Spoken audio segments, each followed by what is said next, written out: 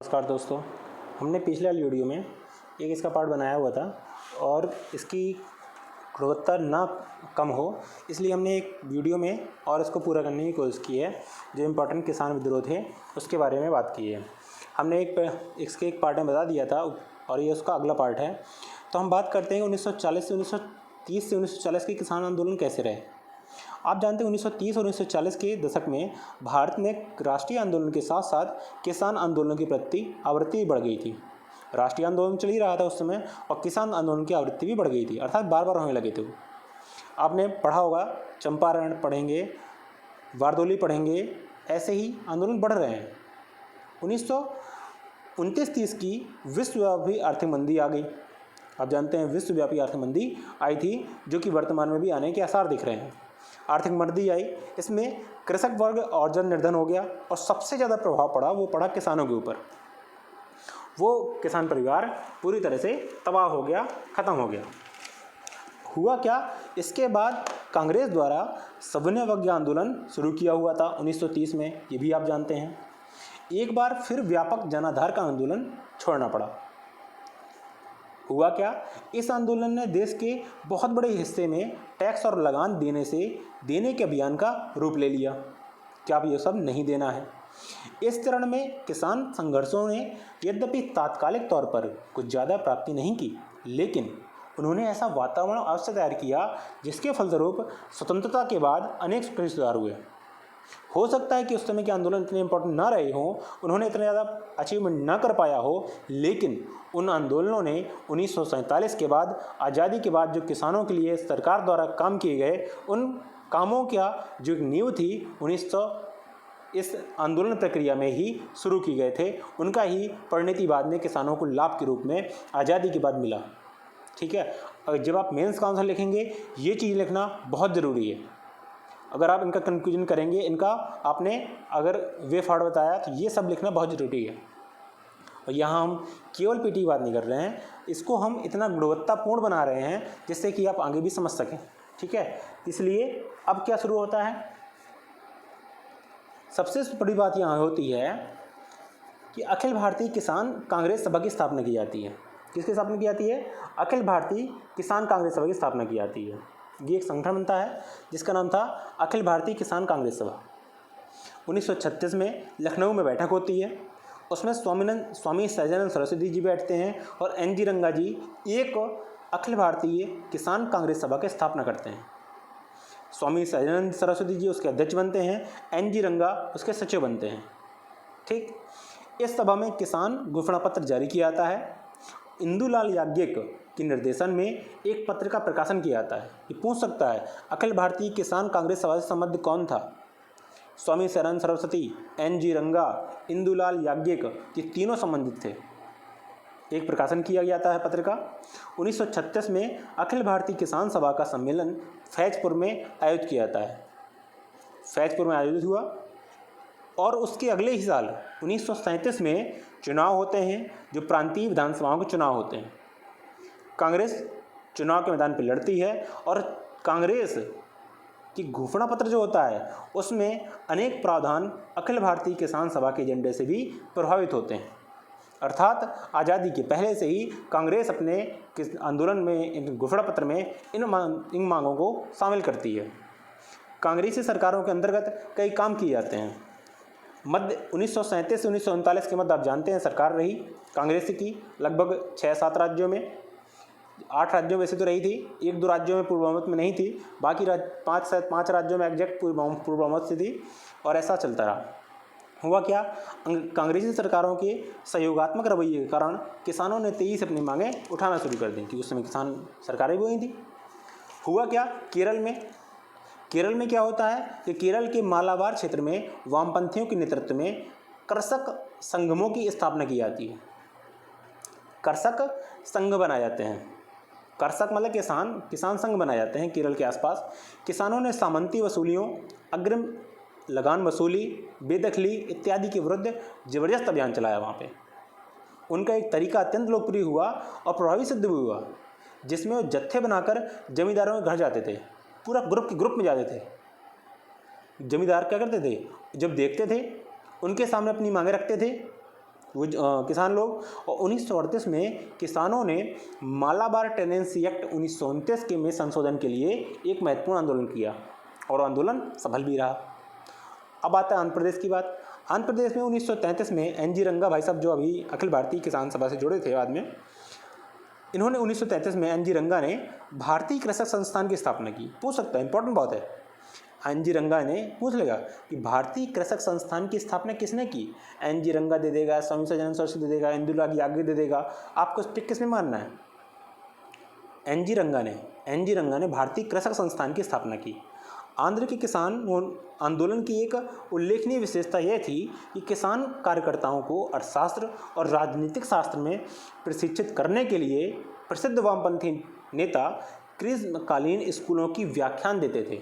ये देखिए उस समय कितनी अच्छी बात चल रही है कि आंध्र प्रदेश में क्या हो रहा है कि जो किसान नेता हैं वो गर्मियों की छुट्टी के टाइम अर्थशास्त्र के विषय में, राजनीतिक शास्त्र के विषय में इन नेताओं को, इन किसानों को अवगत करा रहे हैं कि इकोनॉमी के बारे में बता रहे हैं, पॉलिटिक्स के बारे में बता रहे हैं, शिक्षित कर रहे हैं, जिससे कि ये देश के राष्ट्रीय आंदोलन में भाग ले सकें।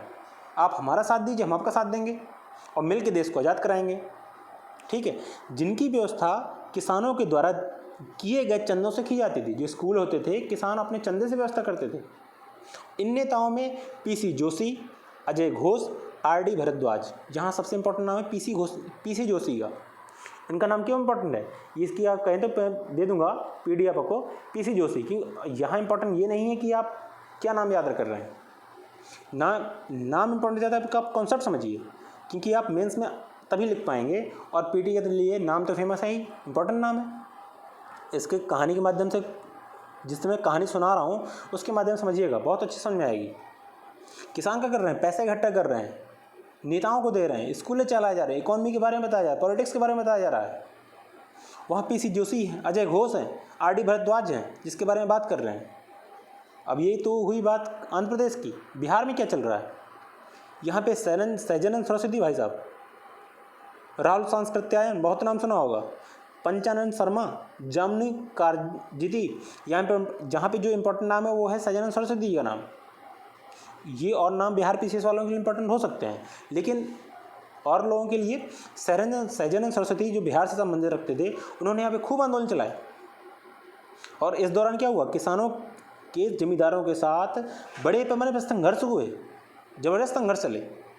उन्होंने क्या किया, 1939 में कुछ सुविधाएं मिल जाने के कारण तथा कार्यकर्ताओं की गिरफ्तारी के कारण यह आंदोलन कुछ समय के लिए बंद हो गया। और 1945 में यह आंदोलन फिर से खड़ा हुआ और आज़ादी के बाद तब तक जारी रहा जब तक इनकी मांगें पूरी नहीं कर दी गई। ठीक। अब चाहता है पंजाब में क्या चल रहा है इस समय। देखिए कुछ राज्य हैं जो इम्पोर्टेंट है। पंजाब में क्या चल रहा है, पंजाब में हुए प्रारंभिक किसान आंदोलनों में पंजाब नौजवान सभा, कीर्ति किसान दल, कांग्रेस और अकाली दल, वहाँ 3-4 दल हैं कि मुख्य भूमिका थी वहाँ पे, इंपॉर्टेंट दल हैं, क्योंकि ये जो हैं किसानों के समर्थन में हैं। 1937 में पंजाब किसान समिति में किसान आंदोलनों से संबंध में नए दिशा निर्देश जारी किए गए। ठीक है। यहाँ किसानों ने अपनी मांगों के समर्थन में हड़तालें की, अंत में उन्हें रियायतें दी गईं और यहाँ पे किसान आंदोलन सफल रहा। अब आता है द्वितीय विश्व युद्ध। आप जानते हैं द्वितीय विश्व युद्ध के दौरान वामपंथियों के विपरीत धारा में राजनीति के कारण कृषक आंदोलन में कुछ ठहराव सा आ गया। आप जानते हैं कि किसान आंदोलनों में ज़्यादातर कौन हैं, जो किसान आंदोलन हो रहे हैं वो साउथ में हो रहे हैं। आप देखिए बहुत एक अच्छी बात है। ठीक है।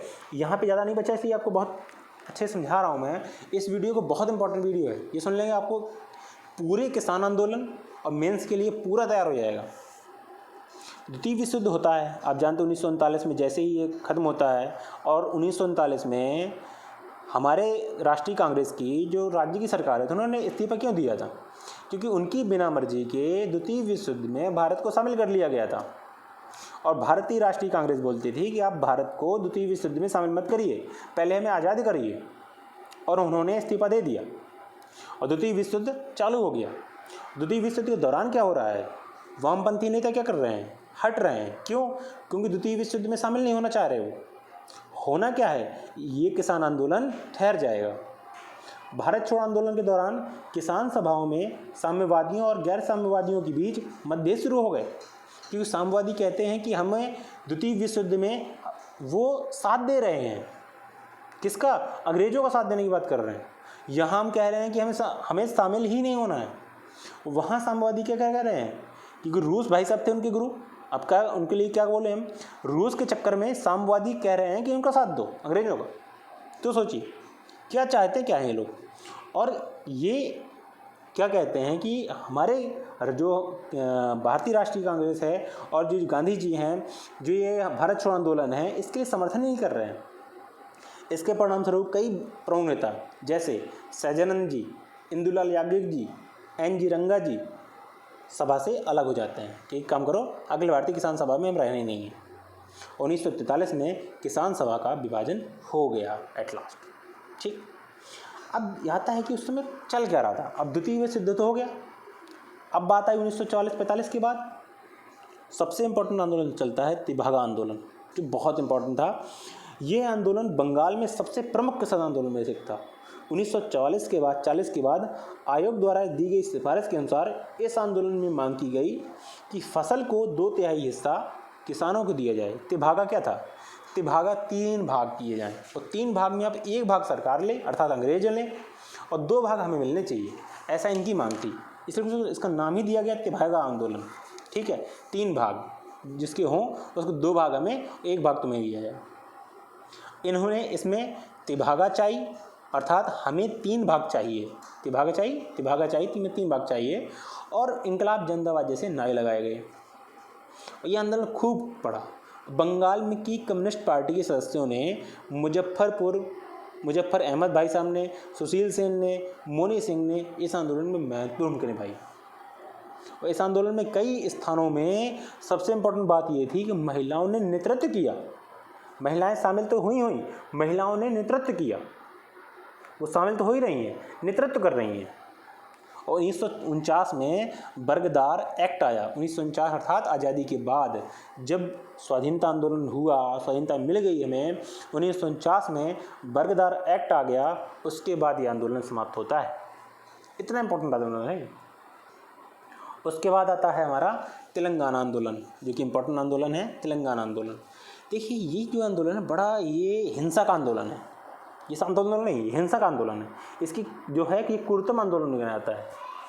ठीक है, क्रूरतम आंदोलन गिना जाता है। क्यों? आधुनिक भारत के इतिहास में सबसे बड़ा कृषक गुरिल्ला युद्ध इन्होंने किया। इन्होंने 3-4 हज़ार गाँव में फैले थे ये लोग, और लगभग 30 लाख लोग प्रभावित थे इसमें। आप समझिए 30 लाख लोग 1946 के आसपास, समझ रहे हैं आप? इतनी ज़्यादा पॉपुलेशन प्रभावित थी इससे। अर्थात अगर मैं ये कहूँ कि ये जो आंदोलन है इसके कुछ लोग बाद में नक्सली आंदोलन में, नक्सल में प्रभावित हो गए, नक्सल तरफ बढ़ गए, ये कहना गलत नहीं होगा। पर इसमें मैं अभी इसलिए सिद्ध नहीं कर रहा क्योंकि ये हिस्ट्री पढ़ा रहे हैं, ये पॉलिटिक्स का मुद्दा नहीं है। आप यहाँ पे केवल तेलंगाना आंदोलन पढ़ना है। शुरू होता है तेलंगाना आंदोलन, जो कि गुरिल्ला युद्ध था। तेलंगाना क्षेत्र में स्थानीय देशमुखों ने क्या किया?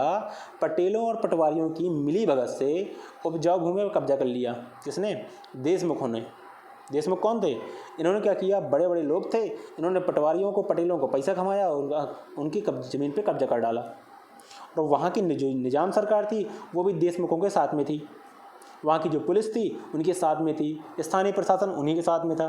आप समझिए, एक तरफ किसान, एक तरफ ये पूरा। तो इन देशमुखों ने किसानों और खेतीहर मजदूरों पर भरपूर शोषण किया। इनकी महिला बच्चियों को रेप करना, जबरन वसूली करना, इनका बेदखल करना, इनके मारना, पीटना, लूट खसोट सब चलता रहा। हुआ क्या? विद्रोह की शुरुआत 1946 में तब हुई जब नालकोंडा में जमाव तालुका की एक देशमुख की गांव के उग्रवादियों ने हत्या कर दी। जब इतना होगा तो गांव के उग्रवादी ने, जो किसान थे, उन्होंने एक देशमुख को मार मार के इतना मारा कि उसकी हत्या कर दी। शुरू हो गया, आप जानते हैं। फिर तो शुरू, उसके बाद किसानों ने क्या किया? संगम नाम से एक संगठन बनाया। संगम, ये आप जानते हैं संगम, तो यहाँ उसको बोलते थे संगम, सा-घम बोलते थे, संगम बोलते थे। संगम क्या था? एक संगठन बनाया किसानों ने, और संगठन बना के संगठित होते थे और देशमुखों को मारते पीटते थे। अब उनके ऊपर आती थी इन्होंने हथियारों के रूप में लाठियों का इस्तेमाल किया, पत्थरों का इस्तेमाल किया, मिर्च के पाउडर का इस्तेमाल किया। इन्होंने देशमुखों को बिल्कुल परेशान कर दिया। हैदराबाद विलय हुआ, आप जानते हैं, और जैसे हैदराबाद विलय हुआ ये आंदोलन भी समाप्त हो गया और ये देश के लिए एक बड़ा आंदोलन था जो कि समाप्त हो गया। हमारे जानते हैं हैदराबाद कैसे विलय हुआ था। ऑपरेशन पोलो चलाया गया था हमारे, और उसमें हमारे सरदार पटेल जी का बहुत ही अहम हाथ था, जिनका हम बहुत ज़्यादा योगदान हमेशा मानते हैं और मानते रहेंगे। और इस तरह से रहा था। किसान आंदोलन की उपलब्धियाँ क्या थी, ये मेंस का थोड़ा सा पोर्शन है, पर सुन लीजिए। पहला, ये आंदोलन राष्ट्रवादी विचारधारा पर अवलंबित थे। दूसरा, इसने किसानों में अपने अधिकारों के प्रति जागरूकता भर दी। तीसरा, लगभग सभी क्षेत्रों में किसान आंदोलनों की प्रकृति के अति समान थी, अर्थात इनका शोषण हो रहा था, इनके अधिकार मिल रहे थे, इनसे लगान वसूला जा रहा था, इनसे जबरन बेकार करवाया जा रहा था, और जितनी आ रही थी उससे ज़्यादा इनका शोषण हो रहा था। लगभग सब जगह यही है। ठीक है, अगला आता है, इसलिए इनका आंदोलन का हुआ, और आप जानते हैं इसका इन्हें फ़ायदा आज़ादी के बाद भी मिला, और आज भी किसान आंदोलन चलते रहते हैं। कभी महाराष्ट्र में चलता है, कभी विदर्भ में चलता है, कभी आप जानते हैं अलग अलग राज्यों में अलग अलग में होता रहता है। और सबसे ज़्यादा आप जानते हैं आज भी दक्कन क्षेत्र में जो ये कपास का क्षेत्र है, आज वहाँ पे बहुत ज़्यादा आत्महत्याएँ होती हैं। किसान लाखों में मरते हैं हर साल। आज भी दिल्ली में कहीं कहीं पे पानी डाला जाता है, कहीं पे आग लगाई जाती है, लेकिन उनके साथ कुछ नहीं होता है।